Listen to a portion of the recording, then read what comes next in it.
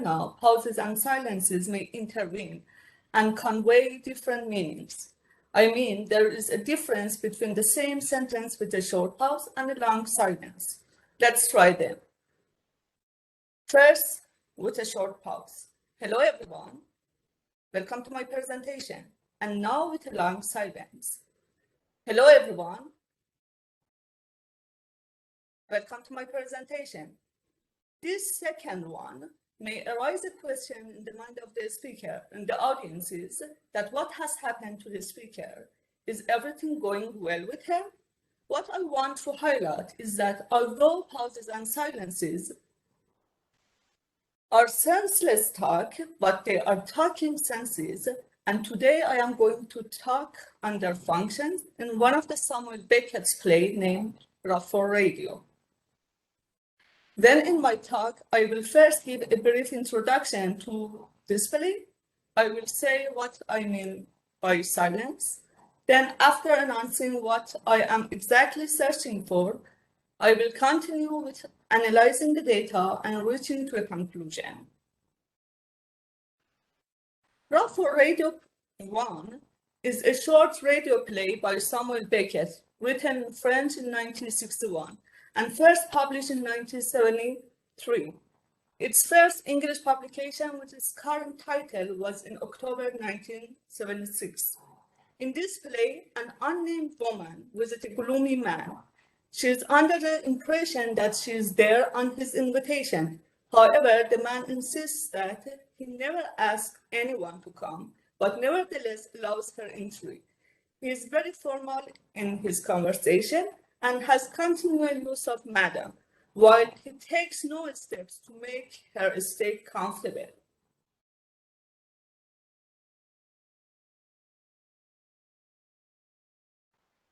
As you see in this sample of this play here, the narrative lines are fully developed. What is missing is that in the text is the stream of words emerging from the apparatus, which are indicated merely by a row of dots. Samuel Beckett's Rough for Radio 1, like his other plays, clearly portray a lack of communication among the characters of the play. This failure of communication led Beckett to use a lot of pauses and silences in it, but as I also illustrated in the welcome sentence, silence and pauses are important dramatic elements from which the audience gets the meaning.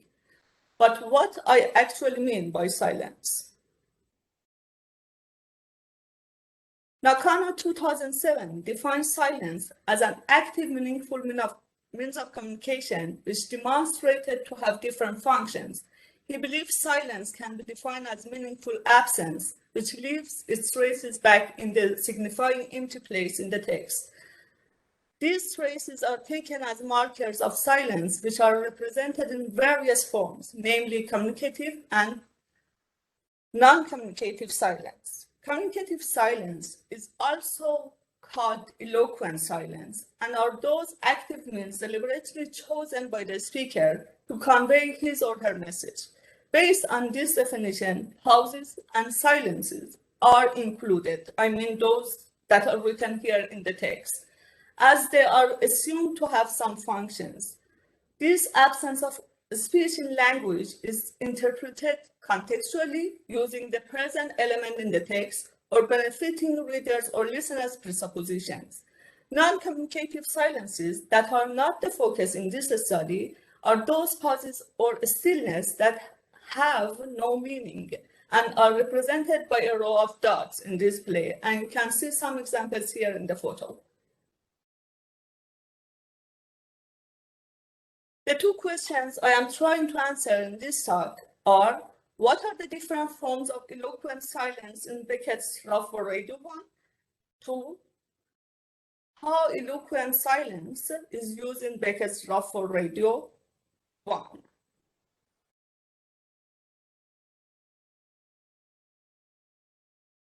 A closer look at the play, a script, and a simultaneous listening to the play demonstrated that there are two main forms of eloquent silence in the Rough for Radio 1 play.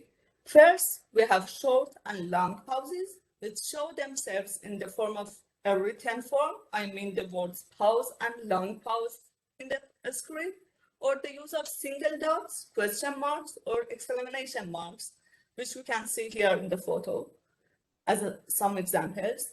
We have also silences, which are written as silence, like here. And the photo here illustrates some examples.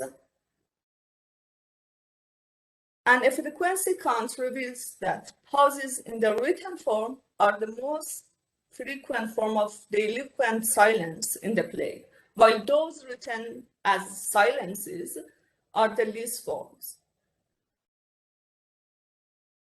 Then we come to the question that how these eloquent silences are used, for which I follow Nakani's framework 2007 and try to classify those eloquent silences into 4 categories, which are cognitive, discursive, social, and affective. In the following slides, I try to define every individual function and illustrate them with some examples from the play.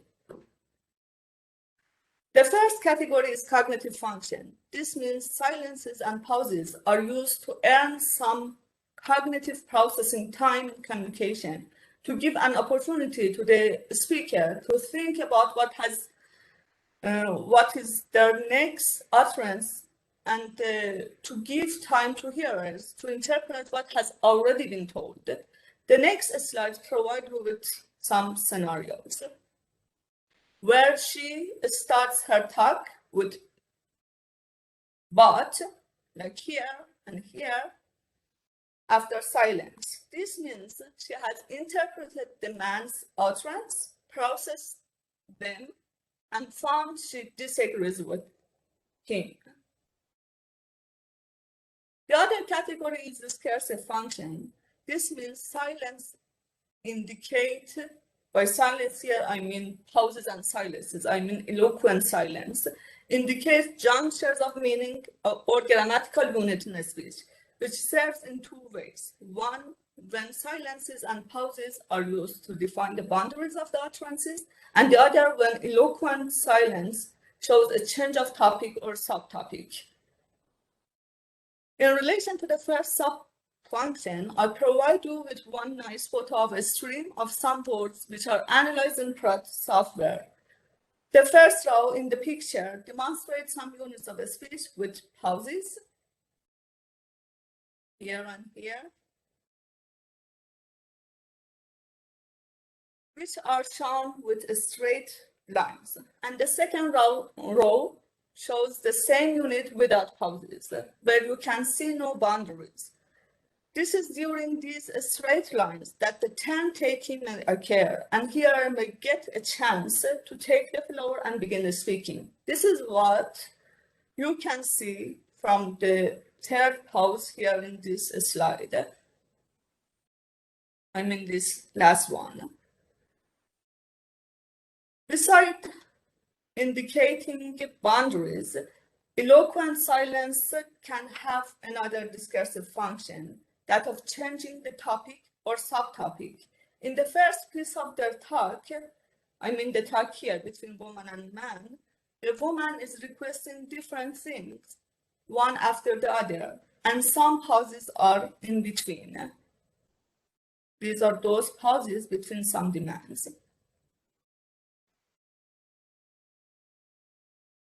Then there are also the social functions of silence. Jaworski 2000 claims that silence can perform the interpersonal metafunction just as in small talks.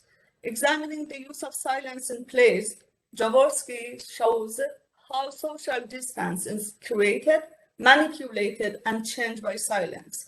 Silence can also affect the formation of impression in social encounters and be used as politeness strategies, that you can see some examples in the following slides. Here, he subordinates the woman by not meeting her demands several times and having pauses after each no. In the second one, she form some impression of the man, which follows with some pauses. And in the next example, the collocation of some lexical item like may or please with pauses demonstrate the woman's attempt to act politely. And finally, silence can also have a role in the management and display of emotion. For example, a person who is extremely angry can avoid to talk. A person who is himself aggressive or uncertain can exploit silence as well. Examples are again presented in the following slides. Here, the woman's several requests makes the man discomforted, and he just present this discomfort with having pauses. In the next one, as I told in the beginning, I said that the woman visits the man under the impression that she is invited to be there. However, she is still uncertain and show this by her pause before another statement. You asked me to come. And these last two slides in my analysis part demonstrates the frequencies of those eloquent silence in each category as a whole and the frequencies of sub-functions in detail. It is shown that the silence type are more used to show boundaries and dominate uncertainty, while those pauses have much more role and are used for every one of these purposes. The single dots and question marks and exclamation marks are also used mainly to show the boundaries of utterances. In case of the question mark, it is used to give the floor to the audience too. And for exclamation mark, it is also used to show some kinds of uncertainty. Then to conclude, I should say that pauses and silences are not useless and are able to convey some messages. They can reveal the difficulty in communication, the distance between self and self, as well as self and others. And as Beckett himself mentions, every word is like an unnecessary stain on silence and nothingness.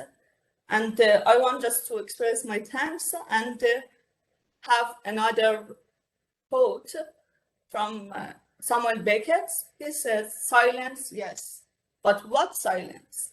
For it is all very fine to keep silence, but one has also to consider the kinds of silence one keeps.